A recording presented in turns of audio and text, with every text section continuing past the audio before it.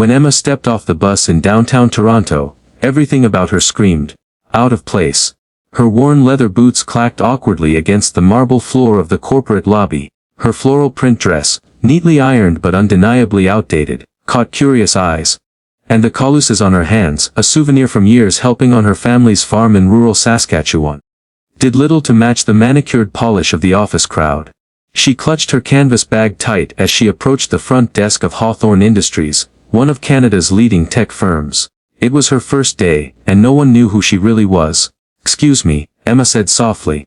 "I'm here for orientation." The receptionist glanced up, barely disguising her once-over. "Deliveries go around the back," she said briskly. "I'm not here to deliver anything," Emma said, puzzled. "Oh, intern." The receptionist smirked slightly. "Just wait there. HR will deal with you." Emma nodded without a word and stepped aside, taking in the sleek furniture, the giant abstract art pieces, and the glossy-eyed employees strutting past her. Some giggled as they passed. One man muttered, "Looks like the janitor's niece got lost." She smiled politely, even though her face burned. She had grown up in a town of 600 people where everyone knew your name, your story and your struggles. City folks, she reminded herself, probably just moved faster. Soon a young woman named Rachel from HR came to collect her. She barely made eye contact. "Just follow me," she said curtly, heels clicking at double pace. Emma followed without complaint. She was led to a cramped side room with flickering lights and a broken chair, handed a towering pile of paperwork, and given no explanation beyond. "You'll shadow admin today. Coffee runs. Printer jam duty, nothing too important." And so she did. Emma fetched double espressos with oat milk for a team that didn't thank her. She cleaned up spilled toner while someone laughed. "That girl's more country than Google Maps can even find." And when she mistakenly opened the wrong meeting room door, she was scolded like a child. By lunchtime, Emma sat on the rooftop terrace alone, eating a peanut butter sandwich from home. She watched the city skyline blur behind her tears, but she didn't cry for herself. She cried because she remembered her dad's words that morning. "Show them your heart, not your hurt." That's when the janitor, an older man with a gentle limp, sat beside her. "You okay, miss?" he asked, offering her a napkin. Emma looked at him, surprised by the warmth in his eyes. "I'm fine. Just big day." He chuckled. "First days always are. Folks here can be sharp. Don't let that make you dull your shine." Emma smiled, genuinely. "Thank you." The next morning, everything changed. The entire staff was summoned to the 23rd floor conference room. Some whispered about a surprise visit from the board.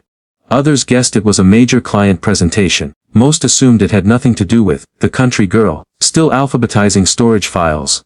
But when the double doors opened, there she stood, Emma, same boots, same floral dress. Only this time, standing tall at the head of the table, flanked by senior board members and the founder of the company. "Good morning," she said calmly. "My name is Emma Waverly. I'm the new interim CEO of Hawthorne Industries." Dead silence. She scanned the room and locked eyes with the receptionist, with Rachel from HR, with the young man who'd mocked her accent. Some turned pale. Others looked like they'd been punched in the chest. "I spent the past 24 hours observing this company from the inside," Emma continued. "Not from a cushy office. But through the eyes of someone you might have dismissed. Someone you didn't think mattered." She paused, letting the weight of her words settle. "I saw incredible potential, and also deep cracks in our culture. This company was built on innovation. But innovation means nothing without kindness. Without humility. Without humanity." A few employees began to shift uncomfortably. Rachel looked like she wanted to melt into her seat. Emma took a breath. "No. I won't pretend I've always belonged in boardrooms. I grew up with cows, not contracts. But leadership isn't about your wardrobe or your accent. It's about your character." Then she smiled, warm and sincere. "And character is shown when no one's watching, or when you think someone's beneath you." The room was silent. Then, slowly, the janitor who had spoken to her the day before entered, now standing beside her. Emma put a hand on his shoulder. "This man," she said, "was the only one to offer me kindness yesterday. He's been working here for 27 years. From today forward, he's leading a new mentorship initiative to help us remember what truly matters." There was a pause. And then, from the back of the room, someone began to clap. Then another. And another. Not a polite clap, but a genuine, emotional one. Later that week, changes swept through the company. Emma's first executive order was simple. Respect starts with how we treat the person bringing coffee, not just the one presenting slides. morale soared. People started looking each other in the eye. The rooftop terrace became a place for mentorship lunches. And the receptionist, who had once mocked Emma, now volunteered at Emma's Rural Community Foundation, helping young girls dream big. In the end, Emma didn't just lead a company. She changed a culture. Because real power doesn't come from a title. It comes from treating others like they matter, even when you don't have to. And Emma, she never stopped wearing those boots. Because no matter how high she climbed, she remembered exactly where she came from. And she walked forward with kindness.